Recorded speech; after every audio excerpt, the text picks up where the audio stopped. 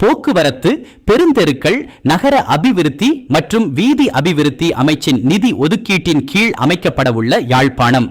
செல்வச்சந்நிதி முருகன் ஆலய முன்பகுதியில் 2வது வீதி 590 மீட்டர் வீதி புனரமைப்புக்கான பெயர் பலகை திரைநீக்கல் நிகழ்வு நேற்று இடம்பெற்றது. Blue ocean group of companies இலங்கையின் வளர்ச்சியோடு உங்கள் வாழ்க்கையையும் உயர்த்துகிறோம். வடமராட்சி வடக்கு பிரதேச செயலாளர் நடராசா திருலிங்கநாதன் தலைமையில் நிகழ்வு இடம்பெற்றது.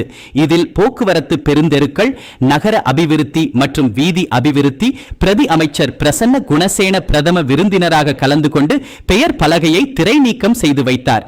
இதில் நாடாளுமன்ற உறுப்பினர்களான இளங்குமரன், ரஜீவன் ஜெயச்சந்திரமூர்த்தி, வல்வெட்டித்துறை நகர சபை உபதவிசாளர், வல்வெட்டித்துறை நகர சபை உறுப்பினர்கள், பருத்தித்துறை, வடமராட்சி தெற்கு மேற்கு பிரதேச சபைகளின் உறுப்பினர்கள், பிரஜா சக்தி தலைவர்கள், உறுப்பினர்கள் என பலரும் கலந்து கொண்டனர்.